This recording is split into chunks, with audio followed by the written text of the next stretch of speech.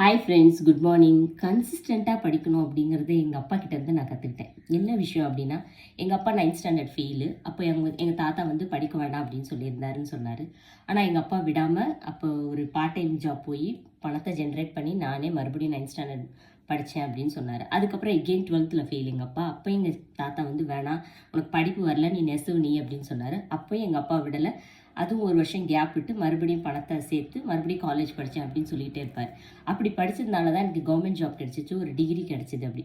So degree படிக்கும் போதே எங்கள் அப்பா அரியர் வச்சு தான் பாஸ் பண்ணேன். அந்த டிகிரி முடிச்சுட்டு மறுபடியும் எம்ஏ பண்ணேன் அப்படின்னு சொன்னார். எங்கள் அப்பாவுக்கு கவர்மெண்ட் ஜாப் கிடச்சிருச்சு. ஆனால் எங்கள் சித்தப்பாலாம் அப்போ என்ன சொன்னாங்க அப்படின்னா, உங்கள் அப்பா படிக்க மாட்டான்னு நினச்சி எப்படியோ கவர்மெண்ட் ஜாப் வாங்கிட்டான், எப்படினாலும் கவர்மெண்ட் ஜாப் 1ஆம் தேதி ஆனால் சம்பளம் கிடச்சிடும், ரிட்டையர்மெண்ட் ஆனால் பென்ஷன் கிடைக்கும் அப்படின்னு அடிக்கடி எங்கள் சித்தப்பா சொல்லிக்கிட்டே இருப்பாங்க. ஸோ எங்கள் அப்பா அதான் சொல்லுவார், அதாவது படிப்பு பிடிச்சிருக்கு பிடிக்கல அப்படிங்கிறது இல்லை, படிப்பு நமக்கு வாழ்க்கைக்கு முக்கியம். இன்றைக்கி யூஸ் ஆகலைனாலும் என்றைக்காவது ஒரு நாள் நமக்கு யூஸ் ஆகும். ஸோ அப்போ வந்து எங்கள் அப்பா அந்த எம்ப்ளாய்மெண்ட் எக்ஸ்சேஞ்சில் பதிவு பண்ணிட்டு இருந்தாலும் அப்போ வேலை கிடச்சிச்சு. ஸோ அது எங்கள் அப்பாவோட கேஸ். அது வந்து என்னை நிறையவே இம்பேக்ட் பண்ணியிருக்கு, அந்த கவர்மெண்ட் ஜாப், அந்த பென்ஷன், ரிட்டையர்மெண்ட் அப்படிங்கிறது. ஸோ அதை நான் மனசில் ஏற்றிக்கிட்டு தான் நான் பிகாமில் ஆவரேஜ் ஸ்டூடெண்ட் தான். எம்காமில் அதை விட கொஞ்சம் கம்மியாக தான் மார்க் வாங்கினேன். ஆனால் எம்ஃபில்ல தான் நான் நல்லா படிக்க ஆரம்பித்தேன். ஸோ ஒரே விஷயத்த செஞ்சுக்கிட்டே இருக்கும்போது அதில் நம்ம எக்ஸ்பர்ட்டஸ் ஆகிடுவோம் அப்படின்னு படித்து கேட்டிருக்கோம். அதை நான் வந்து என் லைஃப்பில் வந்து நான் அனுபவிச்சிருக்கேன். ஸோ அதே சப்ஜெக்டை காமர்ஸை படித்தனால தான் இப்போ என்னால் வந்து அதில் டாக்டரேட் பண்ண முடிஞ்சிச்சு.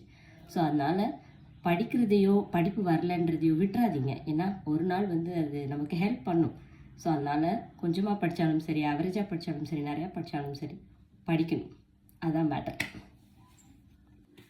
Hi friends, good morning. கன்சிஸ்டண்ட்டாக படிக்கணும் அப்படிங்கிறது எங்கள் அப்பா கிட்டேருந்து நான் கற்றுக்கிட்டேன். என்ன விஷயம் அப்படின்னா, எங்கள் அப்பா 9th ஸ்டாண்டர்ட் ஃபெயிலு. அப்போ எங்கள் தாத்தா வந்து படிக்க வேண்டாம் அப்படின்னு சொல்லியிருந்தாருன்னு சொன்னார். ஆனால் எங்கள் அப்பா விடாமல் அப்போ ஒரு பார்ட் டைம் ஜாப் போய் பணத்தை ஜென்ரேட் பண்ணி நானே மறுபடியும் 9th ஸ்டாண்டர்ட் படித்தேன் அப்படின்னு சொன்னார். அதுக்கப்புறம் எகெயின் 12th ஃபெயில் எங்கள் அப்பா. அப்போ எங்கள் தாத்தா வந்து வேணாம், உனக்கு படிப்பு வரல, நீ நெசவு நீ அப்படின்னு சொன்னார். அப்போயும் எங்கள் அப்பா விடலை. அதுவும் ஒரு வருஷம் கேப் விட்டு மறுபடியும் பணத்தை சேர்த்து மறுபடியும் காலேஜ் படித்தேன் அப்படின்னு சொல்லிகிட்டே இருப்பார்.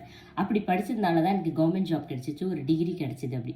ஸோ டிகிரி படிக்கும் போதே எங்கள் அப்பா அரியர் வச்சு தான் பாஸ் பண்ணேன். அந்த டிகிரி முடிச்சுட்டு மறுபடியும் எம்ஏ பண்ணேன் அப்படின்னு சொன்னார்.